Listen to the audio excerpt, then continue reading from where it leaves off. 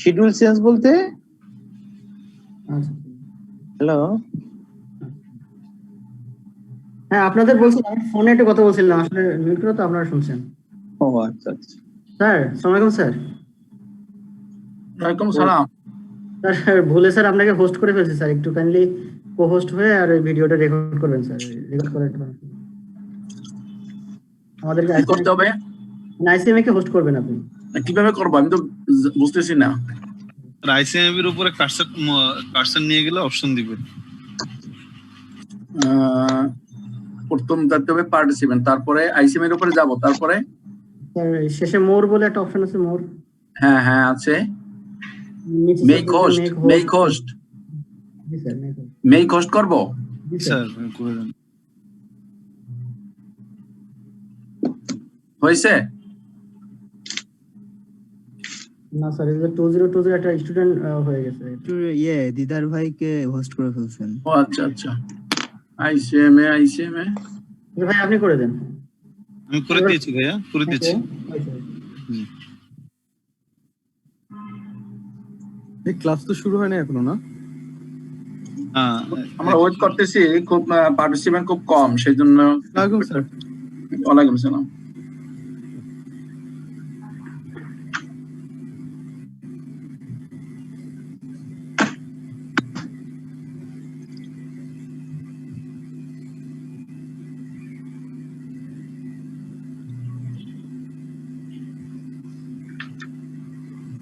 আচ্ছা স্যার কি আছেন হ্যালো স্যার জি স্যার আচ্ছা ক্লাস শুরু হতো তো কিছু জিনিস আর কি জাস্ট আউট অফ কিউরিওসিটি আর কি বলুন ডেপ্রিসিয়েশনটা তো বেসিক্যালি স্যার আমরা মানে এটা একটা ট্যাক্স ফাঁকি দেওয়ার টুল হিসেবেই মানে মোস্টলি কোম্পানিরা ইউজ করে থাকে তাই না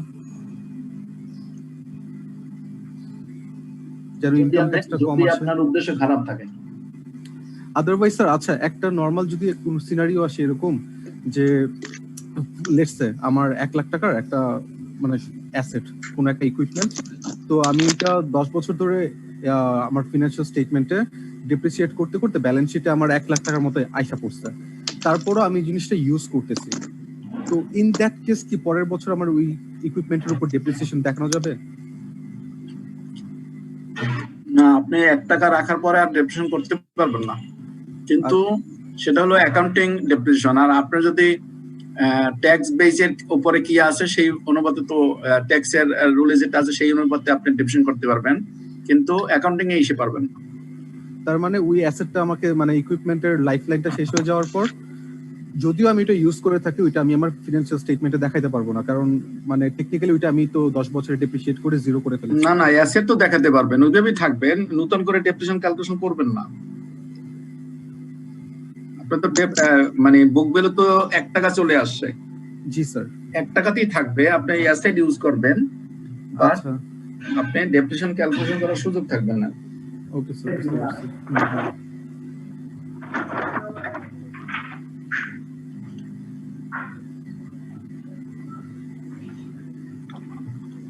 কারণ ট্যাক্স পারপাসে তো আপনার ডেপ্রিসিয়েশন তো অনেক আগেই জিরো হয়ে গেছে তাই না জি স্যার এক্স্যাক্টলি ট্যাক্সের তো ডেপ্রিসিয়েশনের রেটটা বেশি কাজে সেখানে তো অনেক আগেই জিরো হয়ে গেছে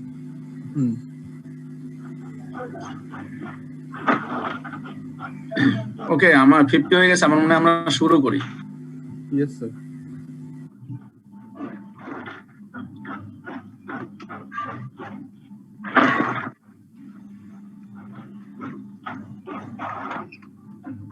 আমরা লাস্ট ক্লাসে মোস্ট প্রবাবলি অ্যামortization তো করে ফেলছিলাম নাকি না স্যার আমরা শুধু ডেপ্রিসিয়েশনটা শেষ করছি ডিপ্লেশন করি নাই না ডিপ্লেশনও করি না অ্যামortization করি না sum of the year digit output এবং ইউনিটস এটা করা হয়েছে তাই না ইয়েস স্যার ওকে তাহলে আমরা ডিপ্লেশন মানে আমরা তো সংজ্ঞায় বলেছিলাম যে যেই অ্যাসেট গুলা কোন ক্ষেত্রে আমরা ডিপ্লেশন করব যেগুলা বলুন তো ন্যাচারাল রিসোর্স রাইট সেই ক্ষেত্রে শুধুমাত্র আপনি ডিপ্লেশন করব এখন এখানে একই সূত্র একই c - n s divided by n into number of unit extracted and sold. এখন নাম্বার অফ ইউনিটস, এটা হলো যে ইউনিটটা আপনি মাটির নিচ থেকে তুলবেন সেই ইউনিটটা, এটা যে ইউনিট হবে সেইটাই। এখন এটা ইউনিট হতে পারে অথবা আপনার দ্যাট মিনস আমরা যেমন লিকুইড যে জিনিসগুলো মেজারমেন্ট করি আপনার দ্যাট মিনস পাউন্ড, বা যদি কেজি হয় পাউন্ড হয় এরকম হতে পারে। আর যদি ইউনিট হয় যেমন 5 টন 10 টন, কয়লা যদি হয় সেক্ষেত্রে ইউনিট হবে। সেরকম ডিপেন্ড করে আপনার ন্যাচারাল রিসোর্সটা কি রকমের তার উপরে। এখানে আপনি কিন্তু এই এখানের যে এনটা আমরা যে এনটা ইউজ করছি, এই এনটা কিন্তু টোটাল এস্টিমেটেড ইউনিটস। এখানে টোটাল এস্টিমেটেড ইউনিটস। যদি এই মেথডে কোনো অঙ্ক আসে তাহলে দেখবেন যে এই এনটা কিন্তু বারবার চেঞ্জ করে দেবে আপনাকে, ঠিক থাকবে না। মনে করেন ফার্স্ট ইয়ারে এন ছিল 5000 ইউনিট, সেকেন্ড ইয়ার দেখা গেল 10,000 হয়েছে, এবার থার্ড ইয়ারে গিয়ে দেখা গেল 2000 হয়েছে। কারণ যেহেতু ন্যাচারাল রিসোর্স এটা সবসময় রিসার্চের উপর ডিপেন্ড করে, যে যেই অ্যাজাম্পশন ধরে রিসার্চ করা হয়েছিল সেই অ্যাজাম্পশন যদি সঠিক থাকে তাহলে অনেক সময় দেখা যায় যে আপনার total quantity of natural resource very করে। অনেক সময় ভেরি করলে আবার অনেক সময় এমনও দেখা যায় যে আরো কিছু যদি আমি রিসার্চে আরো যদি একটু ডেভেলপ করতে পারি বা আর একটু খরচ করতে পারি, দেখা যাবে আরো কিছু ইউনিট বেড়ে যাবে। ইন দ্যাট কেস এই সি এর সাথে কিন্তু ওই আরো কিছু যদি যোগ করি সেটা কিন্তু যোগ হয়ে যাবে। তখন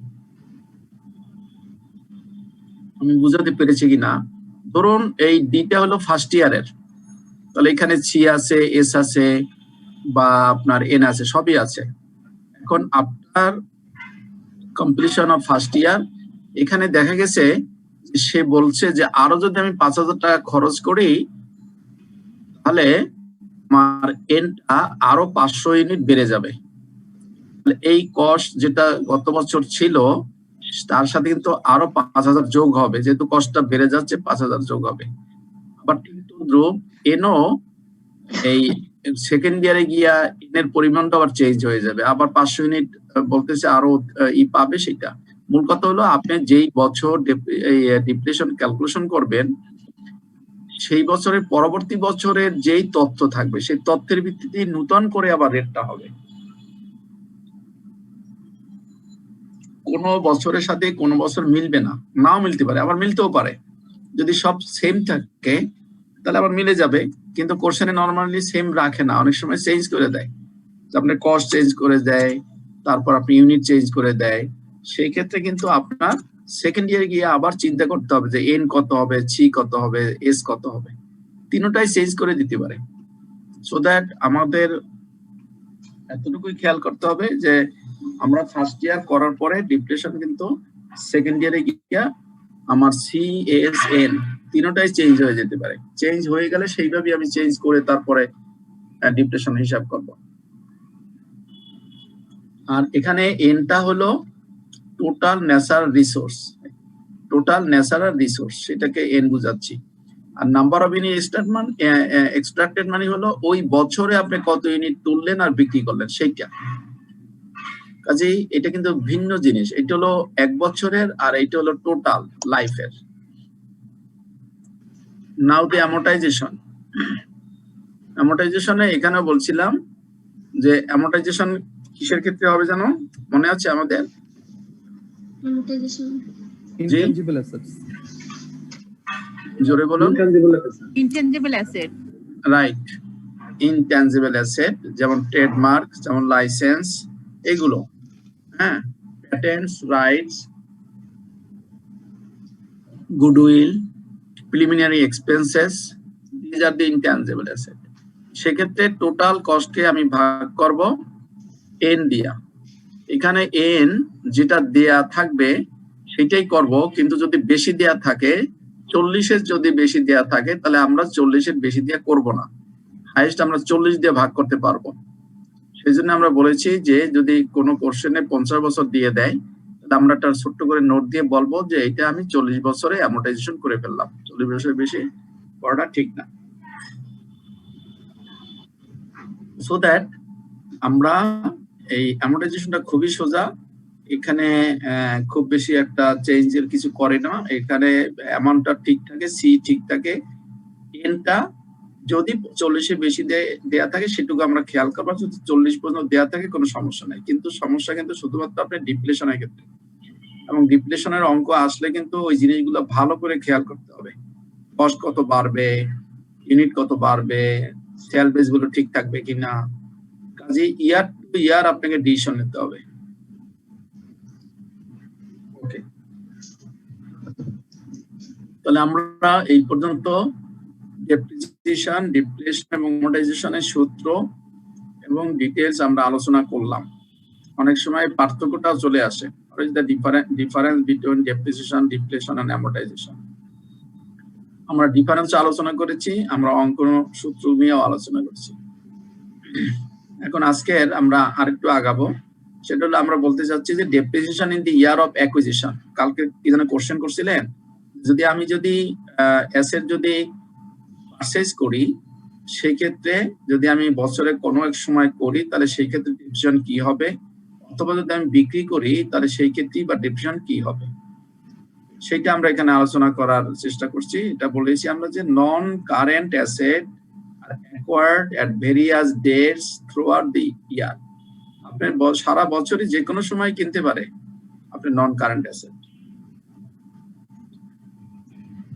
If the asset has been owned for only part of a year, যদি মানে বছরের প্রথমে না, বছরের কোন একটা অংশে গিয়ে যদি আপনি এটার মালিক হন, only that proportionate of the annual depreciation should be accounted for। অর্থাৎ যদি আপনি জুন মাসে কেনেন, আপনার যদি অ্যাকাউন্টিং ইয়ার হয় জানুয়ারি টু ডিসেম্বর, তাহলে আপনি যদি জুনের শেষে কেনেন তাহলে আপনি 6 মাসে করবেন, জুলাই যদি ফার্স্ট উইকে হয় বা জুনে যদি লাস্ট উইকে হয়, এরকমের সেই কথাটাই বলছে যে আপনি যখন কেনেন, আপনি যদি মার্চে কেনেন তাহলে আপনি 9 মাসে ডেপ্রিসিয়েশন ক্যালকুলেশন করবেন, এটা হলো নরমাল। এরপর বলছে this is known as depreciation on an actual time basis, যত দিনের হবে তত দিনে। তবে নরমালি আমরা মাসকে আর ফ্র্যাকশন করি না, কোন মাস যদি মোর দ্যান 15 তারিখের আগে যদি হয় তাহলে আমরা সেই মাসটাকে বাদ দেই, আর 15 তারিখের পরে হলে ওই মাসটাকে ইনক্লুড করে মাসের ক্ষেত্রে। এছাড়া কিন্তু আমরা 6 মাস হোক, 7 মাস হোক, 9 মাস হোক, আমরা সেভাবেই কাউন্ট করি যদি কিছু বলা না থাকে। Conversely when the asset is sold, যখন বিক্রি করি আমরা, only a proportion of the final year's depreciation should be charged। যে বছরে আমরা বিক্রি করি ওই বছরের প্রপোর্শনেট চার্জ হওয়া উচিত, সেই কথাটা এখানে বলা আছে যে প্রপোর্শনেট চার্জ হওয়া উচিত। কিন্তু অনেক ক্ষেত্রে আমরা দেখি, হাউবার যাই হোক, it is common for small organization, ছোট ছোট প্রতিষ্ঠানে আমরা দেখি to charge a full years depreciation in the year of acquisition. Normally যে বছর অ্যাকুইজিশন হয় সেই বছর যদি মোর দ্যান 6 মান্থ হয় তাহলে আমরা পুরো বছরে ডেপ্রিসিয়েশন ক্যালকুলেশন করি, আর লেস দ্যান যদি 6 মান্থ হয় সেই সময় সাধারণত বাদ দেওয়া হয়, irrespective of the date of purchase, and to charge none in the year of disposal। এবং যে বছর আমরা বিক্রি করি সেই বছর কোনো চার্জ করি না। তাহলে আমরা যাই করি না কেন,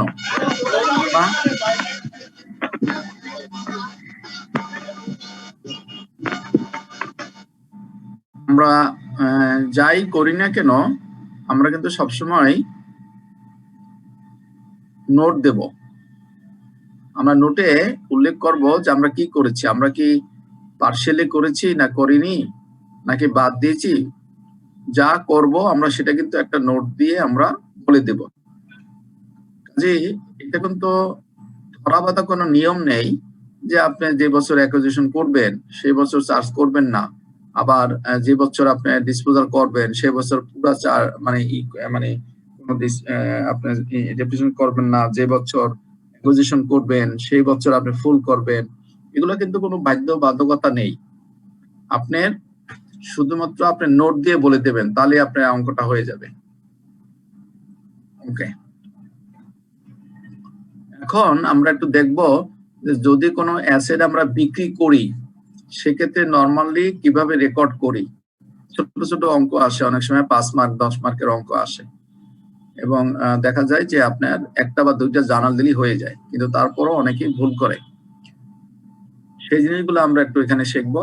এখানে বলেছি যে রেকর্ডিং অফ ডিসপোজাল অ্যাসেট, যদি কোনো অ্যাসেট বিক্রি করি ডিসপোজাল করি সেই ক্ষেত্রে আমরা কি রেকর্ড করব। নরমালি আমরা 4টা স্টেপে রেকর্ড করি। প্রথম স্টেপটা কি, যেহেতু আমি ডিসপোজাল করব কাজে আমার কিন্তু ব্যালেন্স শিট থেকে অ্যাসেটটা আউট হয়ে যাবে। যেহেতু অ্যাসেটটা ব্যালেন্স শিট থেকে আউট হয়ে যাবে কাজে অ্যাসেট তো আমার ব্যালেন্স শিটে আছে, দ্যাট মিন ডেবিট হয়ে, তাকে যদি আমি আউট করতে হয় তাহলে আমাকে ক্রেডিট করতে হবে। সেজন্য আমি নন কারেন্ট অ্যাসেট কে ক্রেডিট করেছি। ধরে নিলাম যে আমার অ্যাসেটটার বুক ভ্যালু হলো 1 লাখ টাকা। সেই অ্যাসেটটা যদি আমি বিক্রি করতে যাই তাহলে আমি প্রথমে কি করব, 1 লাখ টাকা আমি আমার অ্যাকাউন্ট থেকে আউট করব, আগে বই থেকে আগে আউট করব। এই যে আমরা আউট করলাম ক্রেডিট করে, যেহেতু এটা ডেবিট আছে সেই জন্য। নাও আমরা একটা নতুন অ্যাকাউন্ট করব। এই অ্যাকাউন্টটাকে বলা হয় টেম্পোরারি অ্যাকাউন্ট বা নমিনাল অ্যাকাউন্ট বা ফিকটিশিয়াস অ্যাকাউন্ট। সেটা হলো ডিসপোজাল অ্যাকাউন্ট। ডিসপোজাল অ্যাকাউন্টটা আমরা করেছি under the principle of nominal account, temporary account and fictitious অ্যাকাউন্টের যে প্রিন্সিপাল, সেই প্রিন্সিপালে আমরা একটা ক্ষণিকের জন্য একটা অ্যাকাউন্ট ওপেন করেছি আমাদের হিসাবটা বোঝার জন্য। এখন এই অ্যাকাউন্টটা ওপেন না করেও কিন্তু আপনি পারবেন,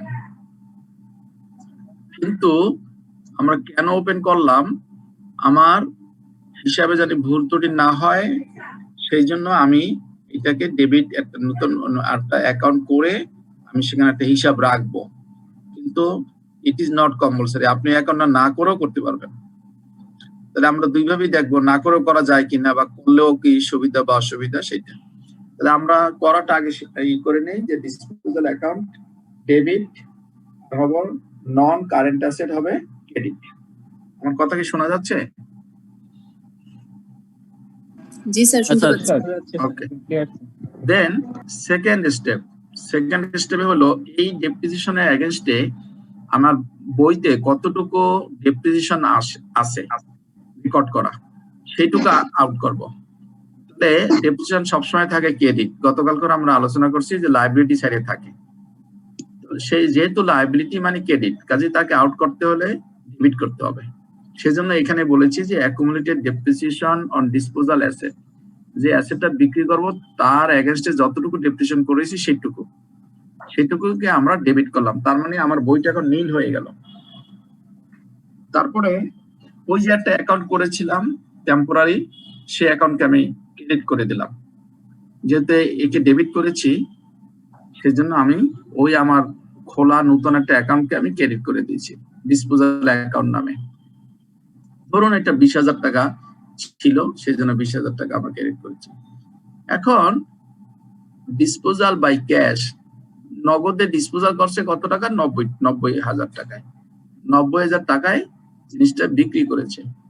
তাহলে আমার ক্যাশ ইন করেছে, ক্যাশ অ্যাকাউন্টকে আমরা ডেবিট করেছি 90,000। আর এই যে ডিসপোজাল অ্যাকাউন্ট, আগেই বলেছি যে এখন তার অ্যাসেট নাই, অ্যাসেটটাকে নীল করে দিছি, ডেপ্রিসিয়েশন নীল করে দিছি, সো দ্যাট এই ডিসপোজাল অ্যাকাউন্ট যেটা ওপেন করছি তাকে আমি ক্রেডিট করে ক্যাশটাকে ডেবিট করে ফেললাম।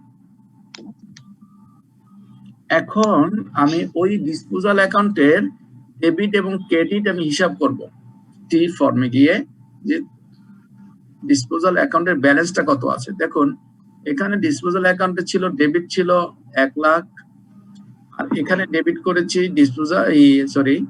এখানে ক্রেডিট করেছি আপনার 20,000, আর এখানে ক্রেডিট করছি 90,000। 90,000 আর 20,000 মানে 1,10,000 করেছি ক্রেডিট, আর এখানে 1 লাখ আছে ডেবিট। তাহলে আমার ক্রেডিট ফিগারটা বেশি আছে কত টাকা, 10,000। 10,000 যেহেতু ক্রেডিট ফিগার বেশি আছে, আমি আগেই বলেছি যে disposal account is a temporary account, এটা রাখবো না ফাইনালি গিয়া। যেহেতু এখন এই ডিসপোজাল অ্যাকাউন্টে 10,000 টাকা ক্রেডিট হয়ে আছে, কাজে তাকে নীল করার জন্য আমি আবার এই ডিসপোজাল অ্যাকাউন্টকে আমি ডেবিট করলাম। ক্রেডিট কাকে করব? ক্রেডিট করব যেহেতু আমার ডিসপোজাল অ্যাকাউন্টে লাভ হয়েছে, ক্রেডিট মানে লাভ, কাজে তাকে ডেবিট করে নীল করলাম, আর আমি ইনকাম স্টেটমেন্টে সেই লাভটুকু নিয়ে গেলাম, ইনকাম স্টেটমেন্টকে ক্রেডিট করলাম। এভাবে করা যায়, মানে টেম্পোরারি একটা অ্যাকাউন্ট করে।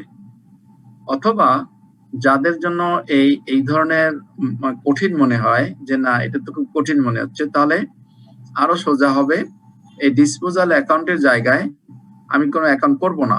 আমি যখন বিক্রি করব তখন একটা এন্ট্রি করব, সেটা হলো প্রথমে আমি নন কারেন্ট অ্যাসেটকে ক্রেডিট করব, ঠিক আছে।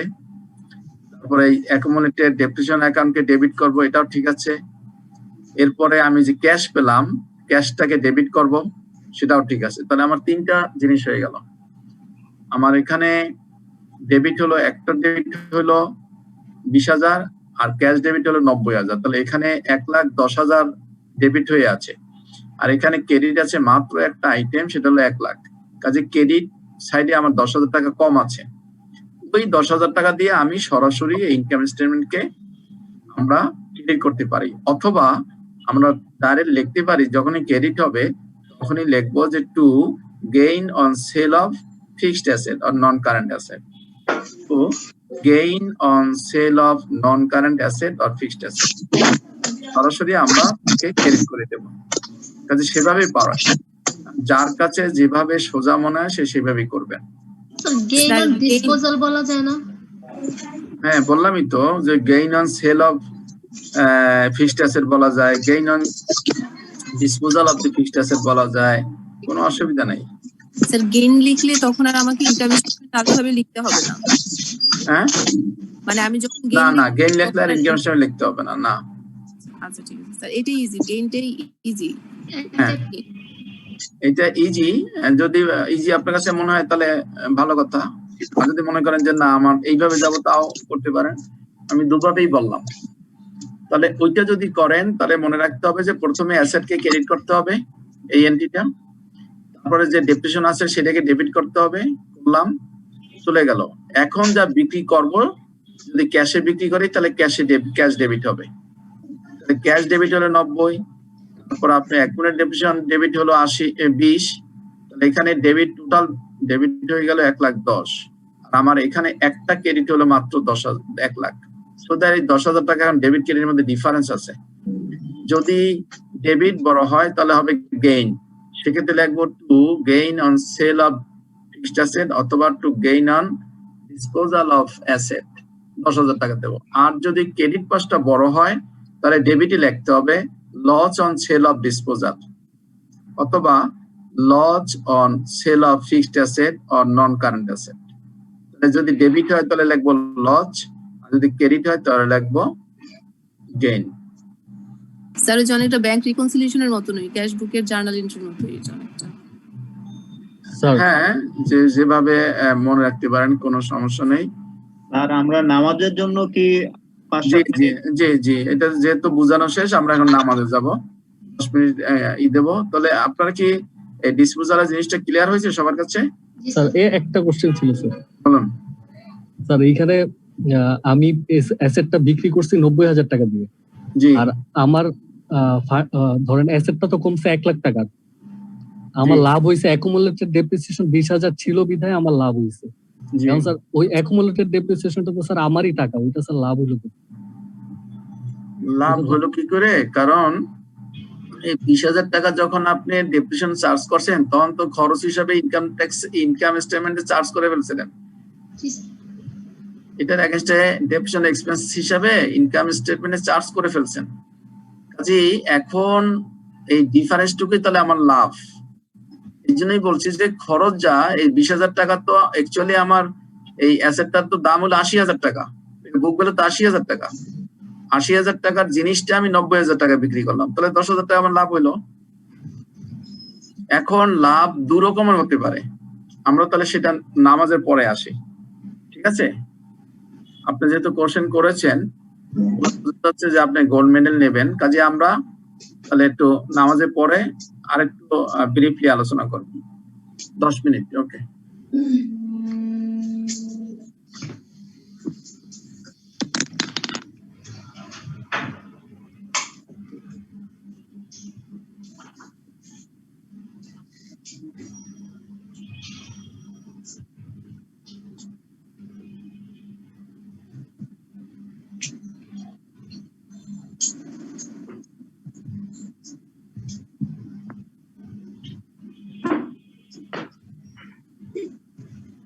ওয়েটেড আচ্ছা, রেটে আমি এখন- এটা ইনভেন্টরি থেকে বাদ দিয়ে দেখাবো। আচ্ছা, কিন্তু আমি যদি সেল যদি ওই রেটে না করে ওই রেটের থেকে যদি বেশি রেটে করি, যেটাই করুক ওইটা আমি কত টাকায় সেল করতেছি that doesn't matter to me. The thing is যে আমি কত টাকায় জিনিসটা আমার ইনভেন্টরিতে রিকগনাইজ করতেছি, that is the matter to me. তো এইখানে আমার ওয়েটেড দিয়ে দেখাবো যে আমি 100 পিস ছেড়ে দিয়েছি। এখন এই 100 পিস যে আমি আমার ইনভেন্টরি থেকে বের করেছি, এটা রেটটা কত, এটা কত রেটে আমি ধরছিলাম, আমি এটা সেলিং রেটে ধরবো না, এটা আমার রেভিনিউ পোর্শনের পার্ট। এখানে আমি আমার কস্ট রিকগনাইজ করতেছি, আমি আমার ইনভেন্টরি মেজার করতেছি। তো ওইটার জন্য আমি আমার ওয়েটেড যে ইউনিটের রেটটা আমি পেয়েছি সেই রেটটা দিয়ে মাল্টিপ্লাই করে দেন আমি আমার ইনভেন্টরিটাকে রিকগনাইজ করব। বুঝতে পারছেন? স্যার মনে আইসা পড়ছে এটা নিয়ে তাহলে আপনার সাথে আমি আবার রাত্রেবেলা বসবো। আচ্ছা শুনুন অবিনাশ ভাই, ইস্পানি থেকে পরিচিত আছে? ইস্পানি ডিয়ার স্টুডেন্টস, আমরা শুরু করতে পারি নাকি? জি স্যার। জি স্যার। ওকে, কি জানি বলছিল যে কি জানি একটা কথা বললো, ভুলে গেলাম। যাই হোক, তার প্রেক্ষিতে আমরা যেহেতু এই মানে স্টেপ বাই স্টেপ আমরা একটা এন্ট্রি কথা বলেছি, তারপর আমরা কম্বাইন একটা এন্ট্রি কথা বলেছি। এখন যদি এমন হয় যেমন আমরা এখানে যখন স্টেপ বাই স্টেপ, তখন আমরা শুধু ইনকাম স্টেটমেন্টকে বলেছি। আবার যখন সিঙ্গেল তখন আমরা বলেছি গেইন আর বলেছি লস। তো গেইনটাকেও অনেক সময় আমরা আরেকটু ভাগ করি, সেটা হলো যদি এমন হয় যে আমি যদি অ্যাসেটটা 1,10,000 বিক্রি করতাম, ধরুন যে অ্যাসেটটা আমি 1,10,000 বিক্রি করেছি, তাহলে আমার লাভ হবে কত? 20,000 হ্যাঁ, 20,000 30,000 কত? 30,000। ফাইন, 30,000 লাভ। এই 30,000 লাভটাকে আমরা দুটো ভাগে ভাগ করি, একটা হলো রেভিনিউ গেইন আর একটা হলো ক্যাপিটাল গেইন। তো এখানে রেভিনিউ 30,000 টাকার মধ্যে রেভিনিউ গেইন হবে কত? রেভিনিউ গেইন হবে 20,000 টাকা। কারণ হলো এটার বুক ভ্যালু হলো 80,000 টাকা, সেটা আমি বিক্রি করেছি 1,10,000 টাকা। টোটাল অ্যাকচুয়ালি আমার লাভ হয়েছে 30,000 টাকা। 30,000 মধ্যে যেহেতু অ্যাসেটের অরিজিনাল প্রাইসটা ছিল 1 লাখ, আমি বিক্রি করেছি 1,10,000, যে এখানে 10,000 টাকা আছে আমার ক্যাপিটাল গেইন। এখন বাকি যেটুকু difference equivalent to accumulated depreciation, এই যে 20,000 টাকা, এইটুকুই ডিফারেন্স থাকবে। কাজে ওই 20,000 টাকাকে আমরা বলি রেভিনিউ গেইন। তাহলে সেক্ষেত্রে আমরা দুভাবে আমরা দেখাইতে পারি যে ক্যাপিটাল গেইন হিসেবে আমরা gain on sale of fixed asset as capital আমরা 10,000 টাকা বলতে পারি, আর গেইন রেভিনিউ গেইন আমরা 20,000 টাকা বলতে পারি বা এন্ট্রি করতে পারি। কিন্তু দুটোই চলে যাবে শেষ পর্যন্ত ইনকাম স্টেটমেন্টে। জি, মানে ইনকাম স্টেটমেন্টে আমি যতটুকু এক্সপেন্স দেখালাম সেটুকু হচ্ছে আমার রেভিনিউ গেইন, আর বাকিটা হচ্ছে ক্যাপিটাল। হ্যাঁ, মূল কথা হলো না, প্রথম ভাববেন যে আমার অরিজিনাল কস্টটা কত, বিক্রি করেছি কত। যদি অরিজিনাল কস্টের চেয়ে বেশি বিক্রি করিস ততটুকু হবে ক্যাপিটাল গেইন, আর আপনার যতটুকু টোটাল লাভ হবে ওই ক্যাপিটাল গেইনটা মাইনাস করলেই সেটুকু হবে রেভিনিউ গেইন। সবসময় রেভিনিউ গেইন আর ডেপ্রিসিয়েশন সবসময় ইকুইভ্যালেন্ট হয়, এক হবে, সেম হয়ে যাবে। কাজেই দুভাবে চিন্তা করতে পারেন, যেভাবে চিন্তা আপনার জন্য সহজ, আপনি যেভাবে সহজভাবে বুঝতে পারেন, কোনো অসুবিধা নাই। শুধু ক্যাপিটাল গেইনটা যদি আপনি বের করতে পারেন, ক্যাপিটাল গেইন হলো অরিজিনাল কস্টের চেয়ে যদি বেশি মূল্যে বিক্রি করি ওটাকে আমরা বলি ক্যাপিটাল গেইন। আর অরিজিনাল প্রাইসের চেয়ে যদি কম মূল্যে বিক্রি করি সেক্ষেত্রে আমরা বুক ভ্যালুর সাথে তুলনা করে আমরা লস লাভ বের করি। যতটুকুই হোক সেটুকুই হলো অ্যাকচুয়ালি রেভিনিউ গেইন লস। এই জন্য আমরা বলছি যে যদি আমরা এই ইসে যাই এখানে, কিন্তু তাহলে আর আমাদের অত কিছু চিন্তা করার প্রয়োজন হবে না। কিন্তু আমরা যদি সিঙ্গেল এন্টিটিতে যাই এইভাবে, সেক্ষেত্রে কিন্তু অনেক সময় আমরা করতে পারি যে ক্যাপিটাল গেইন কতটুকু হলো আর রেভিনিউ গেইন কতটুকু হলো, সেভাবে কিন্তু আলাদা করা যায়। কাজে যে যেভাবে যার কাছে যেভাবে ইজি মনে হয় সে সেভাবে করবেন। মূল কথা হলো ক্যাপিটাল গেইন বলতে কি বোঝায় সেই কনসেপ্টটা আপনাকে ক্লিয়ার হতে হবে। আমরা ক্যাপিটাল গেইন হতে পারে, ক্যাপিটাল লস হতে পারে না স্যার? হ্যাঁ, ক্যাপিটাল লস হতে পারে না স্যার? হ্যাঁ, ক্যাপিটাল লস হয় না, এটা হলো আমরা শুধু লস হিসেবে করি। মনে করেন যে এইটার বুকগুলো যদি আমরা যেমন এখানে আমরা এই যে 90,000 টাকা বিক্রি করছি, তার মানে আপনার হিসাবে হয় ক্যাপিটাল লস, তাই না? 1 লাখ টাকা, হ্যাঁ 1 লাখ টাকার জিনিসটা 90,000 টাকায় বিক্রি করছে, আপনার হিসাবে ক্যাপিটাল লস হয়, কিন্তু আমার হিসাবে তো গেইন হইলো 10,000 টাকা। ক্যাপিটাল গেইনটা আমরা দেখাবো না, ওইটা ইনকাম স্টেটমেন্টে রেভিনিউ গেইন সেটা। সেটা তো কে জানি কোশ্চেন করছে, কোশ্চেনের আলোকে আমি এভাবে বোঝানোর চেষ্টা করতেছি যে আমরা ইচ্ছা করলে ওই টোটাল গেইনটাকে দুইটা ভাগ করতে পারি, একটা ক্যাপিটাল গেইন, একটা রেভিনিউ গেইন। স্যার এটা কোশ্চেন করতে পারি? বলো স্যার। এই 90,000 টাকা হয়েছে দেখে আমরা একটা 10,000 টাকা রেভিনিউ আমরা গেইন করতে পেরেছি স্যার, একদম স্টেপ 4 এ আমরা যেটা ইনকাম স্টেটমেন্টে ট্রান্সফার করলাম। যদি এরকম হতো যে স্যার বুক ভ্যালু আছে এখন 80,000 টাকা 1 লাখের, অ্যাকুমুলেটেড ডেপ্রিসিয়েশনের পরে যদি এটা 70,000 এ সেল হতো বা ডিসপোজ হতো, তখন স্যার এই 10,000 টাকা হয়ে যেত না? তখন তো ক্যাশ অ্যাকাউন্টে আসতো 70,000। জি স্যার, তখন ট্রিটমেন্টটা কিরকম হবে একটু কাইন্ডলি যদি বলে দিতেন। ওকে, তাহলে আপনার ডিসপোজাল এখানে আছে 1 লাখ, 1 লাখ এটা কি ডেবিট, তাই না? জি স্যার। ক্যাশ ডেবিট হলো 70,000, তাহলে কত হলো টোটাল হলো 1,70,000। 1,70,000 ডিসপোজ হয়েছে ডেবিটে স্যার 1 লাখ, ক্রেডিট হয়েছে স্টেপ 3 তে 70,000, 30,000 টাকা ডেবিট বেশি আছে। মানে এখানে 70? জি স্যার, এখানে 70। জি স্যার, এখানে 70 যদি হয় তাহলে এখানে দেখেন ডিসপোজাল অ্যাকাউন্ট ক্রেডিট হলো 70,000, আর এখানে ডিসপোজাল আগের ক্রেডিট আছে 20,000 স্যার। তাহলে 70 আর 20 কত? 90,000 স্যার। হ্যাঁ, আর এখানে ডেবিট আছে 1 লাখ, 10,000 বেশি আছে স্যার। 10,000 কি ডেবিট বেশি না ক্রেডিট বেশি? ডেবিট বেশি স্যার।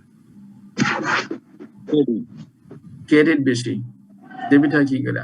আবারও দেখেন ডিসপোজাল অ্যাকাউন্টে ক্রেডিট আছে 20,000 স্যার, হ্যাঁ, আবার ডিসপোজাল অ্যাকাউন্টে ক্রেডিট আছে 70,000, 70 আর 20 90,000 হলো ক্রেডিট ডিসপোজাল। হ্যাঁ, আর ডেবিট আছে 1 লাখ, তাহলে বেশি কোনটা? বেশি স্যার, ডেবিটে আছে 1 লাখ। ডেবিট আছে, তাহলে ডেবিট যদি বেশি, হ্যাঁ ডেবিট যদি বেশি থাকে তাহলে কি করতে হবে? ওটাকে সমান করতে হলে ওটা ক্রেডিট করতে হবে স্যার 10,000। ডিসপোজাল অ্যাকাউন্ট ক্রেডিট হয়ে গেল, আর ডেবিট কি হবে তাহলে? স্যার ওটাই মানে জানতে চাচ্ছিলাম স্যার একটু। হ্যাঁ, ডেবিট হচ্ছে ইনকাম স্টেটমেন্ট ডেবিট হবে স্যার। এটা কি ওই লসের মতো করে দেখাবো? হ্যাঁ, ইনকাম স্টেটমেন্ট যদি আপনি এইরকম স্টেপ বাই স্টেপ করেন তাহলে ইনকাম স্টেটমেন্ট ডেবিট, আর যদি একটা সিঙ্গেল এন্ট্রি করেন তাহলে হবে loss on sale of disposal. Loss on sale of disposal. হ্যাঁ স্যার, একটু যদি সময় দেন লিখে নি। স্যার, আমরা এই যে ডেবিট আর থ্যাংক ইউ ক্রেডিটের স্যার। অ্যামাউন্টের আগে যদি ডলার সাইন বা টাকা না লিখি তাহলে কি স্যার নাম্বারে কোনো ভেরি করবে? না, ভেরি করবে না, কারণ আমি তো এখানে এই জানাগুলা করেছি এরকমের আপনার উপরে নিচে করে ডেবিট ক্রেডিট লিখেছি, কিন্তু আপনারা তো করবেন ফর্মে করলে ডেবিট ফর্মে ওখানে আপনারা লিখে নেবেন অ্যামাউন্ট বা টাকা লিখে নেবেন, তাহলে আর আপনার বারবার লেখার দরকার হবে না। আচ্ছা ঠিক আছে স্যার। আর না লেখলেও অসুবিধা হবে না, এগুলোতে আমরা মার্ক কাটি না, আমরা দেখি আপনার কনসেপ্টটা ঠিক আছে কিনা। Thank you sir. স্যার, ফর্মের ব্যাপারে আমরা কি জার্নাল ফর্ম পেয়ে যাবো স্যার এক্সাম হলে?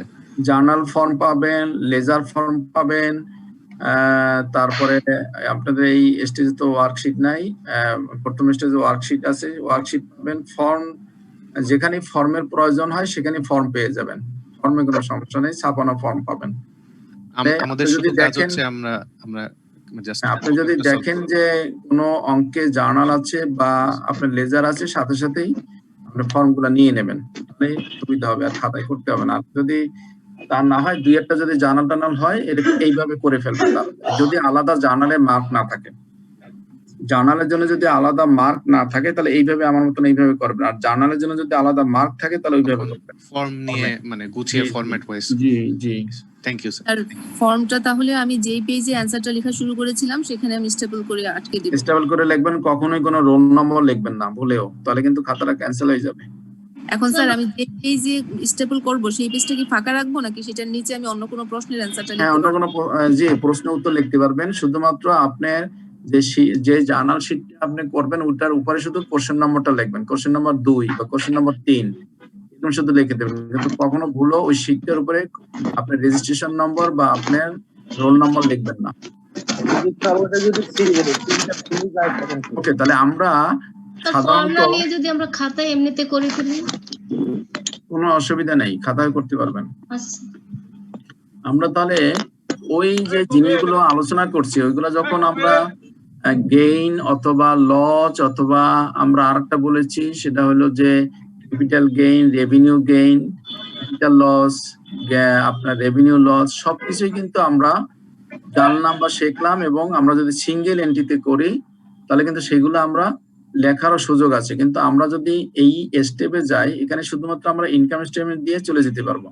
আমরা ইনকাম স্টেটমেন্ট ক্রেডিট হতে পারে, ইনকাম স্টেটমেন্ট ডেবিট হতে পারে। ইনকাম স্টেটমেন্ট ক্রেডিট মানে লাভ হয়েছে, ইনকাম স্টেটমেন্ট ডেবিট মানে লস হয়েছে। সেজন্য আমরা যদি সিঙ্গেল এন্ট্রি করি তাহলে শুধুমাত্র এখানে লিখবো loss on disposal of fixed asset অথবা loss on sale of fixed asset. আর এখানে আমরা লিখবো gain on sale of fixed asset অথবা gain on disposal of non current asset. এইভাবে লিখে আমরা সিঙ্গেল এন্ট্রি করতে পারি। যার কাছে যেভাবে সোজা মনে হবে সে সেইভাবে করবেন। কিন্তু কখনো যদি আমাকে কোনো জায়গায় ক্যাপিটাল গেইন বের করা প্রয়োজন হয় সেই কনসেপ্টটা কিন্তু ক্লিয়ার থাকতে হবে। অর্থাৎ অরিজিনাল কস্টের চেয়ে যদি বেশি মূল্যে বিক্রি করে সেটা হবে ক্যাপিটাল গেইন, যদি কম মূল্যে বিক্রি করে সেই ক্ষেত্রে রেভিনিউ গেইন হইতে পারে, রেভিনিউ লস হতে পারে।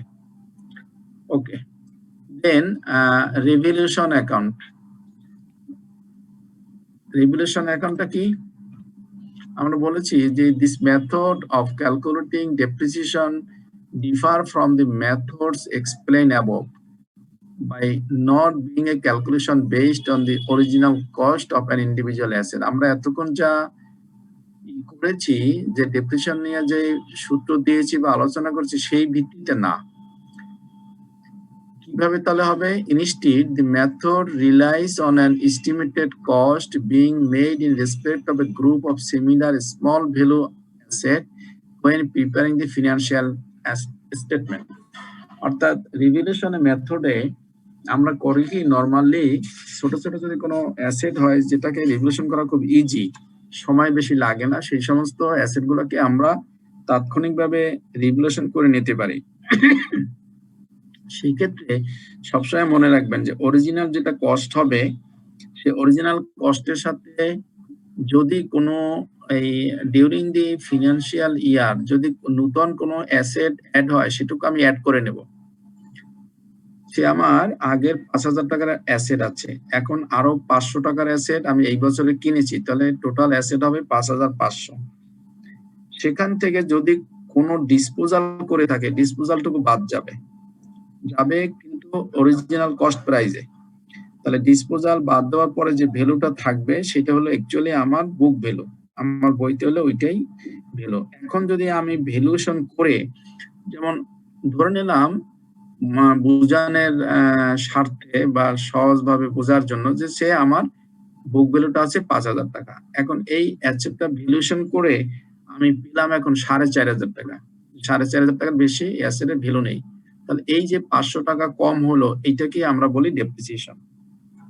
সো দ্যাট যদি এইরকমের আসে যে the book value of an asset is taka 5,000 and the revaluation value of the asset taka 4,500, or the addition of the asset during the year taka 250 and disposal of the asset during the year 100, এরকম যদি আসে তাহলে আমরা সবসময় আমার যে original asset আছে তার সাথে এডিশন টুকু অ্যাড করব, ডিসপোজাল টুকু মাইনাস করব, করার পরে যে ভ্যালুটা বের হবে তার চেয়ে যদি রিভ্যালুয়েশন যদি ভ্যালুটা বেশি হয় তাহলে হবে গেইন, আর যদি কম হয় তাহলে আমরা ডেপ্রিসিয়েশন হিসাবে আমরা সেটা ইনকাম স্টেটমেন্টে চার্জ করব। এটাকে বলা হয় রিভ্যালুয়েশন মেথড। সাধারণত ছোট ছোট অ্যাসেট গুলা দিয়ে এগুলো করা হয়।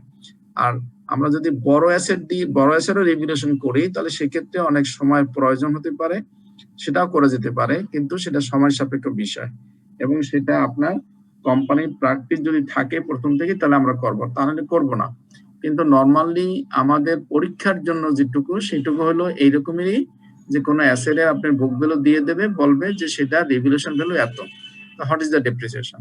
That means the difference value between the revaluation value and the book value is called depreciation. অতটুকুই আমরা ডেপ্রিসিয়েশন হিসেবে চার্জ করব। এটা এক ধরনের মেথড। নাও আচ্ছা, বুক ভ্যালু থেকে তো ডিসপোজালটাও বাদ দিয়ে দিতে হবে, দেন আমি ডিফারেন্সটা নিব, তাই না? সেটা তো বললাম যে যদি আপনার অ্যাসেট এর সাথে কোনো নিউ এডিশন থাকে সেটা যোগ হবে, যদি কোনো ডিসপোজাল থাকে সেটা মাইনাস হবে কস্ট প্রাইজে। হ্যাঁ, কস্ট প্রাইজে মাইনাস হয়ে যেটুকু থাকবে সেটা হলো নেট কস্ট থাকবে। সেই নেট কস্ট যে যদি ভ্যালুয়েশনটা বেশি হয় বা কম হয় সেই ক্ষেত্রে আমরা বিবেচনা করব। রিভলিউশন যদি বেশি হয় বুক ভ্যালু থেকে তখন কি লিখবো আমরা? আমি তো বললামই যে তখন সেটাকে গেইন হিসেবে আমরা ইনকাম স্টেটমেন্ট নিয়ে যাব, আর যদি কম হয় তাহলে আমরা ডেপ্রিসিয়েশন হিসেবে চার্জ করব। নরমালি যদি রিভ্যালুয়েশন দেয় তাহলে কখনোই আপনাকে বেশি দিবে না। উদ্দেশ্যই হলো যে ডেপ্রিসিয়েশন চার্জ করতে আপনি পারেন কিনা, সেই জন্য কমই দেবে, বেশি দেবে না নরমালি। ওকে, দেন হলো impairment of asset. Impairment of asset বলতে কি বোঝায়? It is necessary to estimate of an annual basis the value of the tangible and other non-tangible current assets, and will occur non-current asset and will occur at any time that the carrying amount of an asset in a statement of financial position is overstated. এমন যদি হয় যে কোনো asset আপনি মনে করতেছেন যে এটা ওভারস্টেটেড, অ্যাজ লাইক গুডউইল। নরমালি গুডউইলটাই আমরা ইম্পেয়ারমেন্ট করি, কারণ গুডউইলটা প্রতি বছরে ভ্যালুয়েশন করা প্রয়োজন হয়। আপনি গুডউইল হিসেবে কোটি কোটি টাকা আপনার বইতে লেখা আছে, অথচ আপনার দোকানে কোনো ক্রেতা আসে না, তার মানে তো আপনার গুডউইল নাই আসলে, কিন্তু আপনার বইতে অত বড় ধরনের একটা ফিগার ওখানে ডেবিট হয়ে বসে আছে। সেই জন্য আমরা প্রতি বছরে সেগুলোকে আবার ভ্যালুয়েশন করা হয় নন কারেন্ট অ্যাসেটকে। So if the current estimated value is less than the amount in the statement of financial position, আপনার গুডউইল আছে বইতে 5,000 টাকা, কিন্তু বর্তমানে সেটার ভ্যালুয়েশন আছে 4,000 টাকা, then the asset is said to be impaired. এটাকে বলা হয় impaired asset. Impairment occurs when the value of a non-current asset is less than its carrying amount in the statement of financial position. যদি বইতে যা লেখা আছে তার চেয়ে যদি কম হয় সেটাকে আমরা বলি যে ইম্পেয়ারমেন্ট ঘটেছে, ইম্পেয়ারমেন্ট হয়েছে, মানে তার অবমূল্যায়ন হয়েছে। তখন সেই ডিফারেন্সটুকু কি আমরা কি করি, is called impairment, which is charged to the income statement as an expenses. That means আমরা তখন সরাসরি জার্নাল করব, ইম্পেয়ারমেন্ট এক্সপেন্সেস আর লস ডেবিট করব রেসপেক্টিভ অ্যাসেট। অর্থাৎ যদি গুডউইল হয় গুডউইলকে আমরা ক্রেডিট করব, তার মানে গুডউইলের ভ্যালুটা কমে গেল। গুডউইলের ভ্যালুটা আমরা এখান থেকে কমিয়ে দিলাম, আর যতটুকু কমালাম সেটুকু আমরা ইনকাম স্টেটমেন্টে চার্জ করলাম। কি নামে চার্জ করব সেটাকে বলা হয় ইম্পেয়ারমেন্ট এক্সপেন্স হিসাবে বা ইম্পেয়ারমেন্ট লস হিসাবে। আমরা ডেপ্রিসিয়েশন দেখলাম, ডিপ্রিসিয়েশন দেখলাম, অ্যামortization দেখলাম, রিভ্যালুয়েশন দেখলাম, ইম্পেয়ারমেন্ট দেখলাম। বলেন কারো কোনো কোশ্চেন আছে কিনা? স্যার জাস্ট টু মানে একটু হওয়ার জন্য, ক্লিয়ার হওয়ার জন্য, আচ্ছা এই যে ইম্পেয়ারমেন্ট যেটা, এটা আমার যে ভ্যালুয়েশনটা আছে ওই ভ্যালুয়েশন থেকে যদি আমার গুডউইলটা কম হয় তো ততটুকু পরিমাণ পার্থক্যটাকে আমরা ইম্পেয়ারমেন্ট এক্সপেন্স হিসেবে দেখাবো, তাই তো? জি, আচ্ছা ঠিক আছে।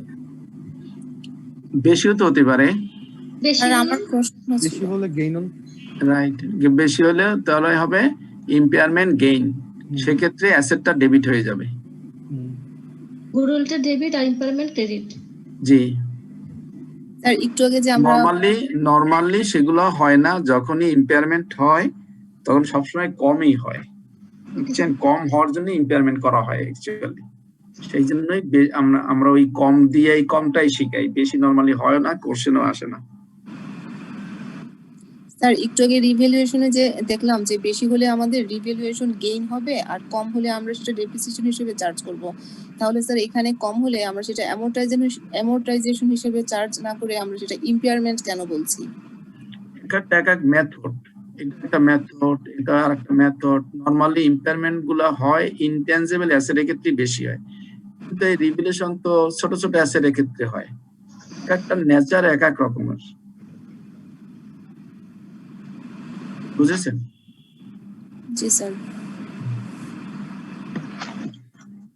তাহলে আমরা এগুলো শিখলাম। এখন ছোট ছোট অনেক সময় অঙ্ক আসে, এই ডিসপোজালের অঙ্ক আসে বা আপনার ডেপ্রিসিয়েশন অঙ্ক আসে, যেটাই আসুক আমার মনে হয় না যে এত ডিটেলস পড়ার পরও আপনাদের না পারার কথা বা পারবেন না, বিশ্বাস আমি করি না যদি আপনি আমার ক্লাসটা বুঝে থাকেন। ক্লাসের সময় ঠিকই বুঝি স্যার, পরে কেন জেনে এলোমেলো পরে এলোমেলো হয়ে যায়। জি স্যার। আরে বললে সব সহজ, আমরা করতে গেলে কঠিন হয়ে যায়। না বোঝার সময় তো এই এক চ্যাপ্টারই বুঝি, আর পরে করার সময় তো পুরো বই ধরেই করতে যাই, তখনই মাথায় থাকে না। এই আর কি স্যার রিভ্যালুয়েশনের ক্ষেত্রে তো সেম, যদি আমার এই যে ভ্যালুয়েশন থেকে বেশি হয় তাহলে গেইন অন, আর কম হলে ডেপ্রিসিয়েশন। জি, আচ্ছা। রিভ্যালুয়েশন আসলে বা ইমপেয়ারমেন্ট আসলে সাধারণত কমই হবে, বেশি হবে না। ওকে, হতে পারে যদি হয় সেটা ঠিক ওইটার উল্টা, কম হলে যা হবে, বেশি হলে তার উল্টা। রিভ্যালুয়েশনের জন্য আমরা কোনো জার্নাল দেই না, তাই তো স্যার? জি, রিভ্যালুয়েশনের জন্য কি আমাদের জার্নাল তো দেই কেন আমরা? বললাম না যে ডেপ্রিসিয়েশন এক্সপেন্সেস ডেবিট, হ্যাঁ, বললাম তো ওখানে। ওকে, আমরা ছোট্ট একটা প্রবলেম দেখি। এখানে বলছে যে ABB limited installed a new machine in its factory on 1st January 2011. The lifetime of the asset is estimated for 3 years. The purchase price of the machine was taka 20,000. Import duty 3,000. Installation cost 1,000. And annual insurance paid 500. The salvage value of the asset was estimated at 6,000. At the end of the lifetime. EBB Limited follows a straight line depreciation method for his asset requirement. Prepare all related journal entry and show all income statement entry and balance sheet presentation in the books of EBB Limited for the year 2011, 12 and 13. কি বলছে বুঝতে পেরেছেন? কোশ্চেনটা সবাই বুঝতে পেরেছেন কিনা? জি sir. মেশিনের কস্ট পারচেজ প্রাইস হচ্ছে 20,000, ইম্পোর্ট ডিউটি হচ্ছে 3,000, installation cost 1,000, total cost price হচ্ছে আমার অ্যানুয়াল ইন্স্যুরেন্স আছে 20,000, 24,500। হ্যাঁ, তাহলে রিকোয়ারমেন্ট গুলো করে ফেলেন, প্রথম বের করেন কি কি জার্নাল আপনাকে করতে হবে, সেগুলো বের করতে হবে, হিসাব করতে হবে। শুরু করেন। সবাই বুঝছে স্যার, সবাই বুঝছে কিনা সেটা আগে সবাই না বুঝলে তো আবার সমস্যা হবে। বা কেউ না বুঝে জিজ্ঞেস করেন, প্রশ্ন না বুঝলে আগে জিজ্ঞেস করেন। এখন আবার অঙ্ক করানোর সময় জিজ্ঞেস করেন না স্যার, অঙ্ক করানোর সময়। হ্যাঁ, যদি কোনো আইটেম বা কি কোশ্চেনে চেয়েছে যদি না বোঝেন যে স্যার এটা কি চাইলে, তো সেটাই তো বললাম না, সেটা আমরা আগে আলোচনা করব। তারপরে আপনারা অঙ্ক করবেন, আমি শুধু দেখবো যে আমার সাথে মিললো কিনা। জি স্যার। তাহলে আমাদের প্রথম কি দরকার, আসলে দরকারটা কি? প্রথম স্যার কস্টটা ডিটারমিন করা, কস্টটা বের করা যে আমি 1 তারিখে কিনলাম হচ্ছে 20,000 টাকা দিয়ে, কিন্তু এখানে যে ইম্পোর্ট ডিউটি অ্যাড হবে কিনা, তারপর হচ্ছে ইনস্টলেশন কস্ট কি হবে, ইন্স্যুরেন্স মানে পেডটা কি হবে, এগুলোর স্যার হিসাব নিকাশটা একটু।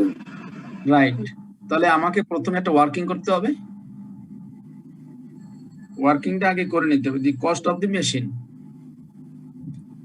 ওয়ার্কিংটা হলো কি? Cost of the machine. মেশিনের কস্টটা আগে আপনাকে বের করতে হবে। তাহলে কস্টে কি কি আইটেম আসবে বলেন তো এখানে মেশিনের কস্টে? স্যার পারচেজ প্রাইস আসবে, স্যার ইম্পোর্ট ডিউটি আসবে, আর ইনস্টলেশন কস্ট আসবে। জি, আর স্যার অ্যানুয়াল ইন্স্যুরেন্স নিয়ে শিওর না স্যার। অ্যানুয়াল ইন্স্যুরেন্সটাও তো আসবে। স্যার আসবে না ইন্স্যুরেন্সটা আসার কথা না, মানে তারপর হ্যাঁ যদি এখানে বলছে যে অ্যানুয়াল, যে জিনিসটা অ্যানুয়াল সেটাকে আমরা বলি রেভিনিউ এক্সপেন্ডিচার, যেটা 1 বছরের জন্য সেটাকে আমরা বলি রেভিনিউ এক্সপেন্ডিচার। যেটা অ্যানুয়াল না সেটা হলো ক্যাপিটাল এক্সপেন্ডিচার। যেমন এখানে বলছে যে purchase price of the machine, তার মানে এটা অ্যানুয়াল না, এটা ওর মেশিনের লাইফেরই একবারই খরচ। Import duty it is not annual, এটা ওই মেশিনটা ইম্পোর্ট করেছে সেই জন্যই একবারই খরচ হয়েছে। মেশিনটার লাইফ কতদিন? 3 ইয়ার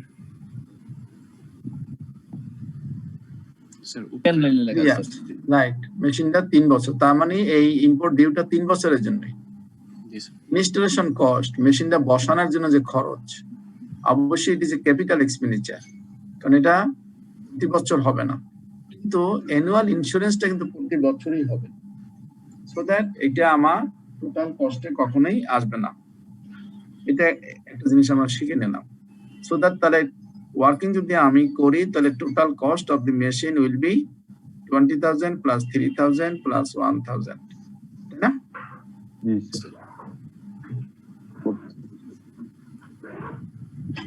তাহলে কত হয়?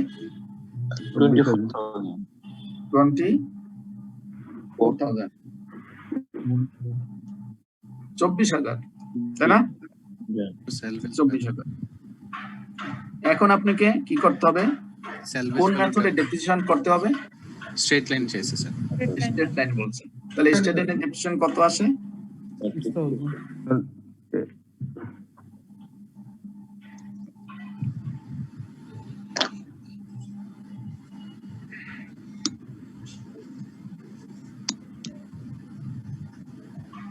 minus service cost divided 3. Straight লাইনে কত আসবে ডেপ্রিসিয়েশন? আর স্ট্রেট 3618 রাইট, আর ইয়ার ডেপ্রিসিয়েশন 6000 টাকা। হ্যাঁ, 24,000 ডিভাইডেড বাই 3, তাই না? 6000 টাকা।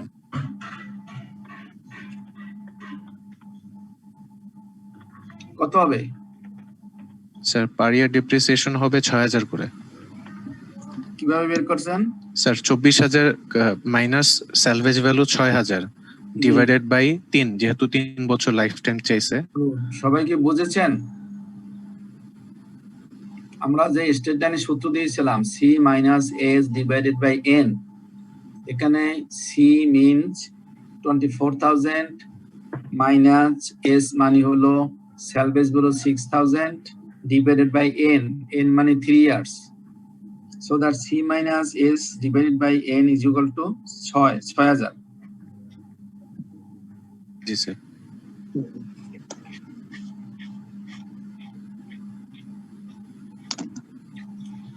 আমরা 24,000 কস্ট বের করলাম এবং আমরা এখানে বলেও দিলাম নোটে annual insurance of BDT purchase and annual expenses cannot be capitalized. Annual depreciation কত হবে? 24 থেকে 6 বাদ দিয়ে 18 divided by 3 is equal to 6 সংক্ষেপে বের করলাম যেহেতু ওয়ার্কিং। এখন আপনাকে কি কি কি চেয়েছিল আপনার কাছে?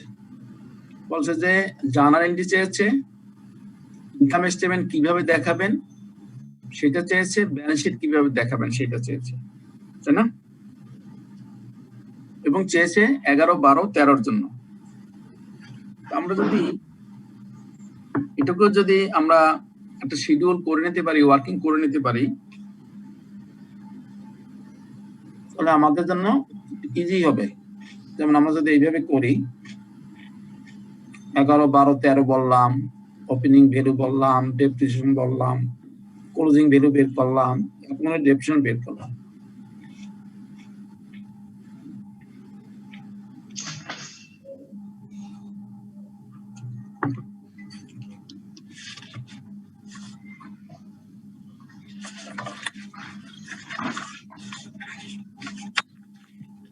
এই পর্যন্ত আমাদের ওয়ার্কিং হয়ে গেল।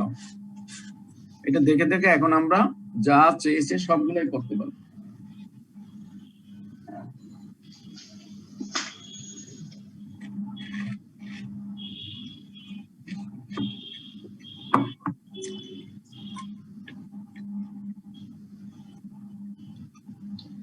তাহলে প্রথম চেয়েছে কি আমার কাছে জার্নাল। প্রথম জার্নালটা কি হবে বলেন তো? Depreciation machine debit 6000, accumulated depreciation machine credit 6000। সবাই কি একমত? তার আগে কস্ট না স্যার, আগে তো মেশিন কমাই যাবে তখন। অনেকে মানে দেখে ফেলছিলেন আমার সলিউশনটা নাকি? না স্যার, সেটা কেন হবে? না ওটা মেশিন পারচেজ করতে সেটা দেওয়া হবে নাকি? স্যার আমি ওই ডেপ্রিসিয়েশন নিয়ে ঘুরপাক খাচ্ছি।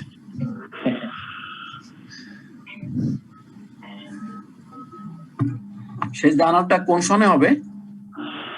ওপেনিং সবসময় 5-7 সময় হবে স্যার। রাইট, তাহলে 2011। জি, তাহলে 2011 এর প্রথম জার্নালটাই হবে কি বলেন তো? মেশিন অ্যাকাউন্ট ডেবিট আর হচ্ছে ক্যাশ অর ব্যাংক ক্রেডিট। কত টাকা? 24,000 টাকা স্যার।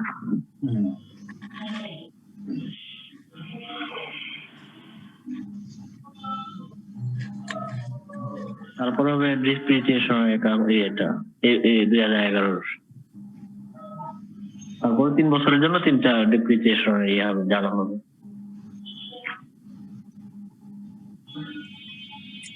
তাহলে আমরা মেশিনকে বুকিং করলাম, 11তে ডেপ্রিসিয়েশনকে বুকিং করলাম, আর একটা জার্নাল আছে আমার 500 টাকা রিপেয়ার এক্সপেন্সেস আছে, ইন্স্যুরেন্স আছে, সরি ইন্স্যুরেন্সকে আমরা এক্সপেন্সেস ডেবিট, ইন্স্যুরেন্স পেয়াবল কে ক্রেডিট করলাম। স্যার এখানে কি ন্যারেশন দিতে হবে? রাইট, ন্যারেশন ছাড়া কোনো জার্নাল হবে না। জার্নাল মানে ন্যারেশন, তাই না স্যার? জার্নাল মানে ন্যারেশন, ন্যারেশন মানে জার্নাল। স্যার পরীক্ষার এখানে তো আমরা বুঝার জন্য ক্যাশ অর ব্যাংক দিছি, বাট পরীক্ষার হলে তো আমাদের যে কোনো একটা লিখতে হবে, তাই না? Either cash or bank. দুইটা হলে তো সমস্যা কি? আচ্ছা, অনেক সময় এসির মাধ্যমে ক্রয় করে তো সেই জন্য ব্যাংকে করতে হবে, ক্যাশ করতে হবে।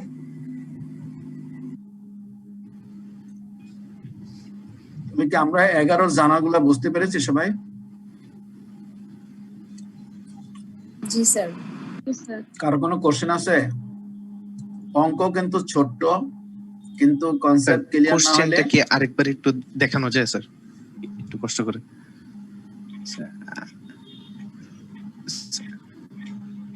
স্যার এই যে লাস্টের দিকে আমি যেমন মানে যেটা ভুল করেছিলাম স্যার, আমি বুঝতে পারিনি যে মানে একদম প্রথম এন্ট্রি থেকে মেশিন পারচেজ করা থেকেই মানে জার্নালগুলা অ্যাড করতে হবে।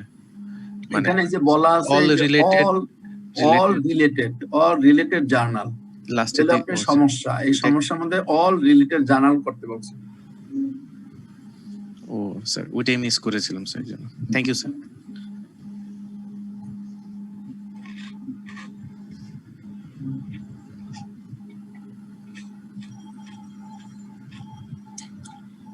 আসি আমরা 12তে।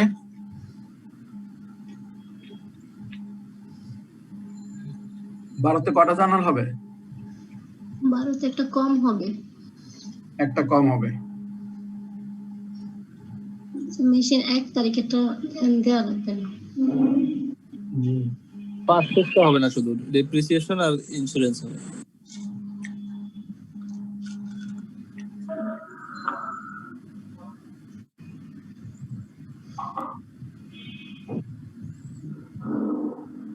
তেরোতে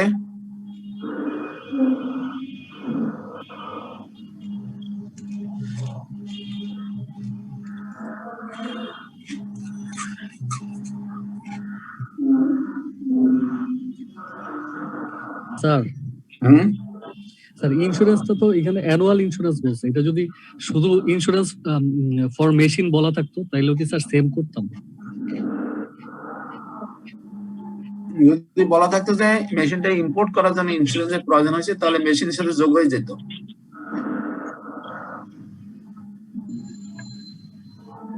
যদি বলতো যে আমি মেশিনটা ক্রয়ের জন্য আমি ইন্স্যুরেন্স করেছি, ইম্পোর্ট করতে গেলে ইন্স্যুরেন্স করতে হয়, সেই ক্ষেত্রে মেশিনের সাথে সেটা যোগ হয়ে যাবে।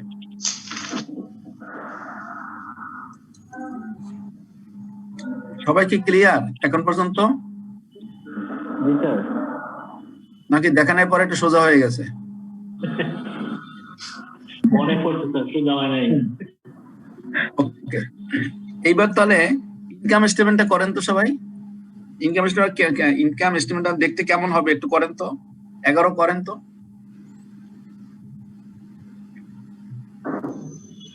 এখানে তো শুধু এক্সপেন্সই আছে, কোনো তো ইনকাম দেখা যা যাচ্ছে আছে তাই দিয়ে আপনাকে ইনকাম স্টেটমেন্ট করতে হবে। কেমন দেখতে কেমন দেখাবে একটু করেন, 11 সন করেন।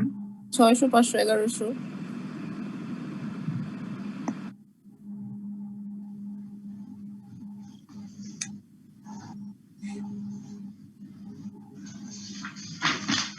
শুধু শুধু 11 ইনকাম স্টেটমেন্টটা করেন, আমরা 5 মিনিট পরে দেখবো যে কিভাবে আমরা করেছি। এখানে তো স্যার রেভিনিউ নাই, শুধু এক্সপেন্স আছে। যা আছে এটা দিয়ে ইনকাম স্টেটমেন্ট করেন। 6500 6000 আর 500। 6500, হ্যাঁ।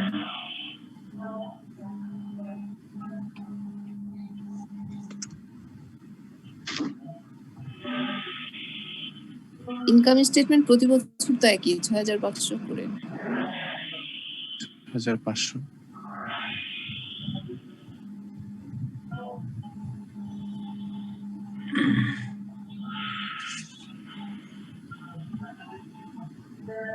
স্যার ইন্স্যুরেন্স তো 1000 টাকা করে বলছে পার অ্যানামে ইয়ারে, কিন্তু 500 টাকা করতে দিচ্ছেন, এটা কি আমি বোঝানোর জন্য দিতেছেন? 500 হবে স্যার। জি বলুন। 1000 তো ইনস্টলেশন কস্ট, মানে স্থাপন ব্যয়, সংস্থাপন। ও সরি, হ্যাঁ বুঝতে পারছি স্যার। বুঝতে পারছি। For the year ended. তাহলে আমরা 11 কে আমাদের মিলেছে ইনকাম স্টেটমেন্ট? জি স্যার। ওকে, তাহলে এইভাবে 12 হবে, 13 হবে, কি হবে? তাহলে 11 ইনকাম স্টেটমেন্ট যেহেতু হয়ে গেছে, 11 ব্যালেন্স শিটটা করেন তো। 11 ব্যালেন্স শিট করেন। 18000 থেকে 6000 বাদ 12000 কাজে আছে। 6 বাদ।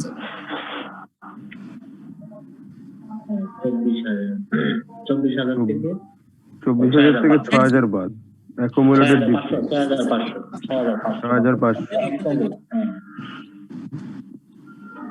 6500 কেন সবগুলো 17500 টাকা হবে। এরকম তো হয়েছে কিনা সবার? সেটাই তো বলি, 18000 টাকা হবে না? হয়েছে সবার? স্ক্রিনে দেখেন, স্ক্রিনের সাথে মিলিয়ে নেন হয়েছে কিনা।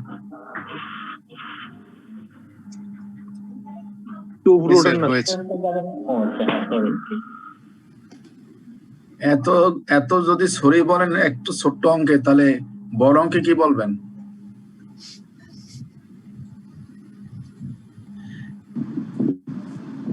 ওকে, 11 আমাদের হয়ে গেছে। যদি ইন্টারেস্ট পেয়েবলটা আমি যদি ইন্টারেস্ট পেয়েবল শুধু জার্নালে দিতাম, তাহলে আমার তো এটা ইন দ্যাট কেস লায়াবিলিটি দেখানো লাগতো 500 টাকা, তাই না? যদি শুধু এটা দিতাম। আচ্ছা, ওকে, 12 একই রকমের হবে না? স্যার 12 তে ব্যালেন্স শিটে একটু চেঞ্জ হবে। কি যেন চেঞ্জ হবে? কারণ স্যার 12 তে অ্যাকুমুলেটেড ডেপ্রিসিয়েশনের ব্যালেন্সটা চেঞ্জ হচ্ছে। এই যে আমরা সেই জন্য ওয়ার্কিংটা আগেই করে নিচ্ছি, এই যে ওয়ার্কিংটা করে নিচ্ছি আমাদের সুবিধার জন্য। এই ওয়ার্কিংটা এই জন্যই করেছি আগে, যে আমার জানি ভুল না হয়। ভুল হলে আমি এখানে দিক তাকাবো। স্যার ওয়ার্কিংটা করে কি ম্যাথটা অ্যানসার করার জন্য বাধ্যতামূলক ছিল? ওটা তো স্যার আমার নিজের সুবিধার জন্য করেছি না? জি, নিজের সুবিধার জন্য। এবং কোনো ফিগার যদি যিনি খাতা দেখবেন উনি যদি আপনার যেখানে ফিগারটা লিখবেন ওখানে যদি সে ক্লিয়ার হতে না পারে, সে খুঁজবে যে আপনার ওয়ার্কিং আছে কিনা। যদি ওয়ার্কিং না পায় তখন বুঝবে যে আপনি পাশের খাতা দেখে লিখছেন। ওয়ার্কিং কি পাশের খাতা থেকে লেখা যাবে না স্যার? তাও লেখা যাবে যে না তা না, তারপর আমরা ধরি যে ওয়ার্কিংটা থাকবে, মনে করে যে নিজেই করেছেন আর কি। ওকে, তাহলে আমরা জার্নাল শেষ করলাম। ইনকাম স্টেটমেন্ট এবং ব্যালেন্স শিট দেখুন। 11-তে 24 মাইনাস 6 18, 12-তে এসে আমরা ওই ওয়ার্কিং দেখে দেখে করেছি। আর হচ্ছে স্যার ওই 18 বিয়োগ ওটা করা যায় না, মানে সবগুলোতে স্যার জি ওপেনিং ব্যালেন্সটা চেঞ্জ হয়ে গেছে না স্যার, ওইভাবে করা যায় না স্যার? ওয়ার্কিংস এর মতো করে স্যার। মানে মেশিনারি কত দেখাতে চান আপনি?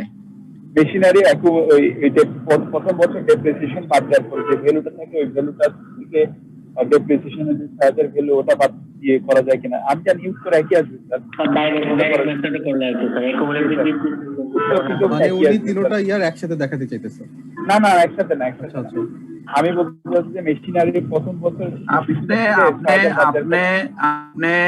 আগে আমার স্ক্রিনটা দেখেন, এরপরে আপনি আপনার মতন সাজাই করেন, কোনো সমস্যা নেই, আমার রেজাল্টের সাথে মিললেই হবে। ওকে স্যার, আমি বলি স্যার ওই মেশিনারি 18 থেকে ডেপ্রিসিয়েশন 6000 অ্যাকুমুলেটেড না দেখে শুধু ডেপ্রিসিয়েশন 6000 বাদ দেওয়া যায় কিনা? তাহলে 18 থেকে যদি 6000 বাদ দেয় তাহলে সেটা তো আপনি 1200টা লিখবেন কোথায় আবার? এই যে আমি লিখেছি যে জাপান লিমিটেড বাংলা এই ব্যালেন্স শিট, এগুলো তো আপনি লিখবেন কোথায় তাহলে আবার?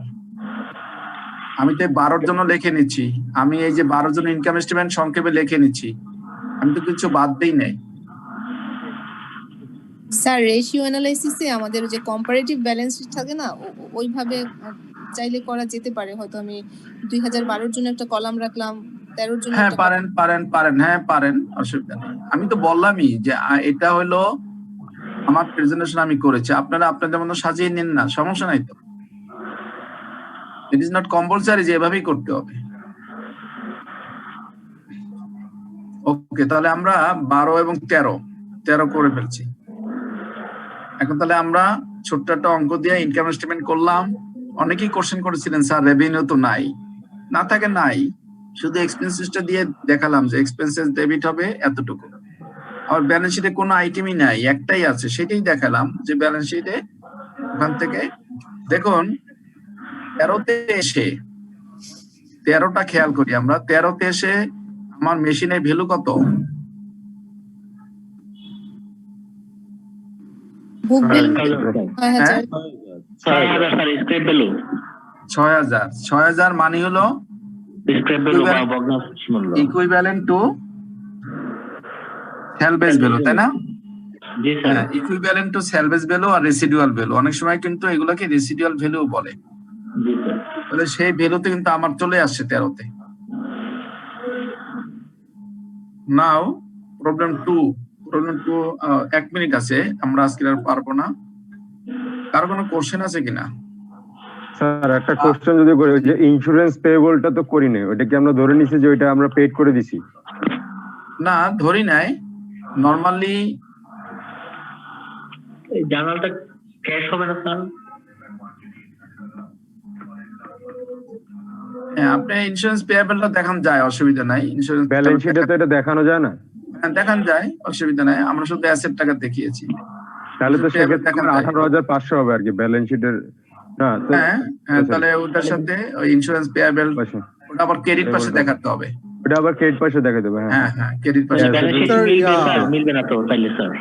ব্যালেন্স শিট তো ব্যালেন্স শিট মিলানোর জন্য না, ব্যালেন্স শিটে আইটেম কোনটা কোনটা যাবে সেটার জন্য আর কি। মিলবে, এখানেও তো মেলে না, এখানে তো শুধু একটা ফিগার। মানে মূল কথা হলো অ্যাকচুয়ালি যিনি কোশ্চেনটা করছেন তার টার্গেট কিন্তু আপনার ওই ইন্স্যুরেন্স পেয়াবেলের দিকে না, তার টার্গেটটা হলো যে আপনি যেহেতু এটা অঙ্কটা হলো ডেপ্রিসিয়েশনের চ্যাপ্টারের অঙ্ক, তার টার্গেট হলো যে আপনি ডেপ্রিসিয়েশন ক্যালকুলেশন পারেন কিনা, আপনি কিভাবে ইনকাম স্টেটমেন্ট শো হবে সেটা আপনি দেখাতে পারেন কিনা, কিভাবে ব্যালেন্স শিটে শো হবে সেটা দেখাতে পারেন কিনা, এইটা হলো মূল উদ্দেশ্য কোশ্চেনের। আচ্ছা, কাজে যে কারণে আমরা ওই পেয়াবেলটা নিয়ে চিন্তা করি নাই। আচ্ছা, বাট দেখালে তো সমস্যা নেই। দেখালে সমস্যা নাই, সেক্ষেত্রে তো আপনাকে আরেকটা সাইড করতে হবে লায়াবিলিটি। হ্যাঁ সেটা করতে হবে স্যার। হ্যাঁ সেটা জানার জন্য স্যার একটা ছোট ফুটনোট দিয়ে দিই যে উই অ্যাসিউম দ্যাট যে all the insurance have been paid in the end of the ইয়ার, এরকম করে দিয়ে যদি একটা ফুটনোট দিয়ে দিই তাহলে তো দেখানো লাগতেছে না। হ্যাঁ করতে পারেন, অসুবিধা নাই। তাহলে এখানে আর ইন্স্যুরেন্স পেয়াবেল না দিয়ে ক্যাশ দিয়ে দেবেন। হ্যাঁ ক্যাশ দিয়ে দেবেন, সমস্যা নাই। জার্নালে তাহলে স্যার জার্নালে দিয়ে দিতে হবে insurance expense debit cash or bank credit.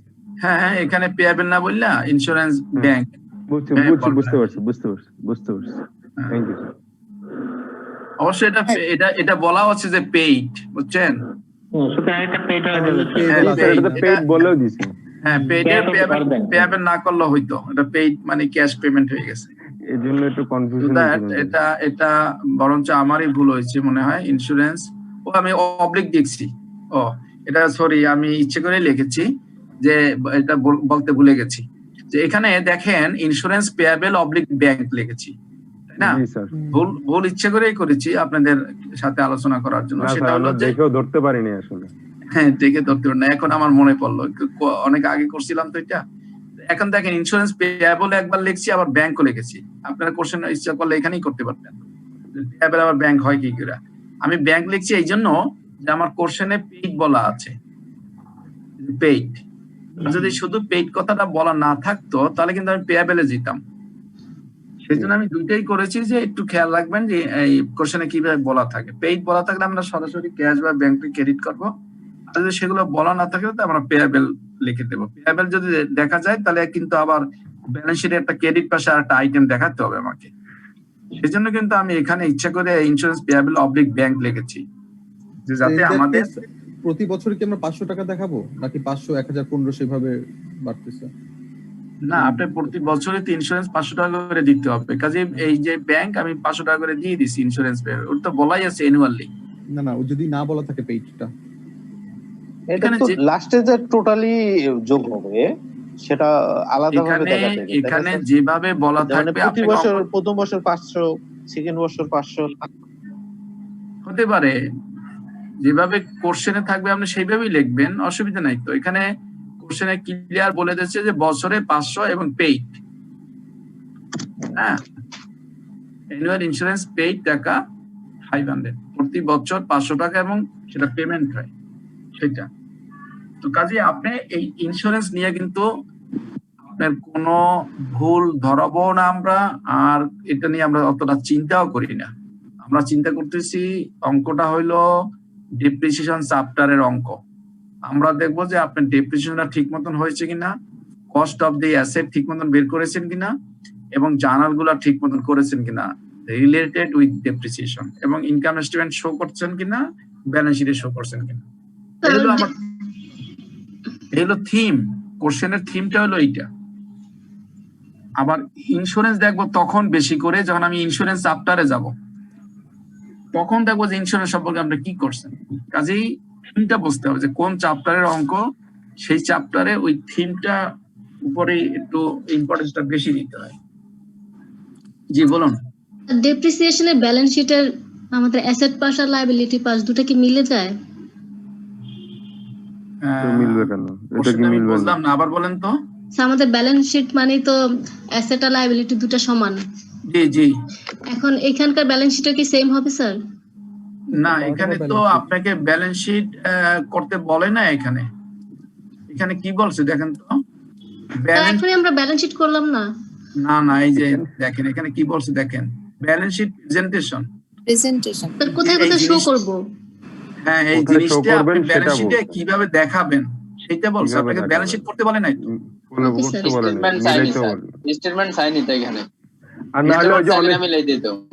হ্যাঁ, আর না হলে অনেক হিসাব দিয়ে মিলাই দিতে পারেন আর কি, সমস্যা নেই। এখানে তো আমাদেরকে মনে হয় পোস্টিংটাই দেখাতে চাইছে যে আমার আইটেমটা কোথায় বসানো হচ্ছে ব্যালেন্স শিটে। জাস্ট হলো আপনি অ্যাসেটটা কিভাবে লিখবেন, ডেপ্রিসিয়েশনটা কিভাবে লিখবেন সেই প্রেজেন্টেশনটা দেখতে চেয়েছে। স্যার আমরা যে ওয়ার্কিংটা আগে করে নিলাম, এখন স্যার সব অঙ্কের জন্য কি আমরা ওয়ার্কিং গুলো আগেই করে নিব? যদি প্রয়োজন মনে করেন যে ওয়ার্কিং করলে আপনার জন্য ভালো হয়, আপনি ওয়ার্কিং করে নেবেন। Working is not the compulsory. না স্যার, খাতার একটা সৌন্দর্যের ব্যাপার আছে। আমাদের তো, আমার কাছে যেটা মনে হয় যে ওয়ার্কিংটা আগে করা থাকলে আমার অনেক সুবিধা হয় এবং আপনার সম্পর্কে যিনি খাতা দেখবেন সে ভালো আইডিয়া নেবে। অসুন্দর হলো সে ভালো আইডিয়া নেবে যে ছেলেটা বা মেয়েটা ওয়ার্কিং করে অঙ্ক করেছে। ওয়ার্কিং মানে এটা গুড সাইন অফ খাতার গুড সাইন হলো ওয়ার্কিং। যে আমরা অনেকে মনে করি যে খাতাটা দেখতে অসুন্দর দেখাবে, ওয়ার্কিং করলে কেমন দেখাবে। না, ওয়ার্কিং কিন্তু অনেক সময় আপনাকে হেল্পও করবে। আপনার ভুল হলে তখন ওয়ার্কিং দিকে তাকালে আপনার ভুলটা সংশোধন হতে পারে। এখানে যদি আমি ব্যালেন্স শিট করতে ভুল করি, আমাকে এখান থেকে বলে দেবে তুমি এখানে ভুল করছো, সেজন্য আমি আগে এটা করে নিয়েছি ঠান্ডা মাথায়। ওকে, তো প্রায় 6 মিনিট ওভার হয়ে গেছে, আমরা নেক্সট ক্লাসে আবার বাকিগুলো করব। আমাদের আরেকটা ছোট্ট প্রশ্ন। বলুন স্যার, আপনি যে ক্লাসের শুরুতে বললেন যে ডিপ্রিসিয়েশন, ডিপ্লেশন, তারপর হচ্ছে অ্যামortization, এগুলোর আসে মানে পার্থক্যকরণের ব্যাপার আসে একটা। সো আমরা যে আগে পড়েছি যে ছক করে তারপরে পার্থক্য লিখতাম, আমরা কি ওইভাবে করব নাকি ওই যে লাইন বাই লাইন অ্যামortizationের মানে ডেফিনিশন দিব, তারপর হচ্ছে ডিপ্লেশনের দিয়ে এভাবে করেই বলে দিব? মানে না, কিভাবে? আপনারা সবসময় যদি পয়েন্ট বাই পয়েন্ট করতে পারেন সব থেকে সুন্দর হয়। আপনি যেভাবে লিখছেন, মনে করেন এক নম্বরে দিয়ে ছক করে ডিফারেন্সটা বলেন যে হ্যাঁ এখানে ডেপ্রিসিয়েশন বলতে কি বুঝে, প্রথম সংজ্ঞাটা দিয়ে দিলেন, 3টা কলামে সংজ্ঞা দিয়ে 1 নম্বরে। 2 নম্বর হলো এখানে হয় ডেপ্রিসিয়েশন এক্সপেন্সেস ডেবিট করতে হয়, ওখানে ডিপ্লেশন এক্সপেন্সেস ডেবিট করতে হয়, ওখানে অ্যামortization এক্সপেন্সেস ডেবিট করতে হয়। 3 নম্বরে বললেন যে এখানে অ্যাকুমুলেটেড করতে হয়, এখানে অ্যাকুমুলেট করলেও হবে, না করলেও হবে, হ্যাঁ সেগুলো বললেন। এইভাবে আর কি যদি পয়েন্ট বাই পয়েন্ট বলেন তাহলে সুন্দর মার্ক গুলো ক্যারি হয় ভালো। আর ওই ওটাকে বলে প্যারা, এই যে প্যারা এরকম লিখলে সাধারণত কেউ পড়তে চায় না। মানে ছক করে দেবো, টেবিল কলাম করব, এই ছকে মার্কটা ভালো ওঠে আর কি। Thank you sir. ওকে, আমরা আজকের এখানেই শেষ, ক্লাসে আবার আলোচনা হবে। Thank you very much.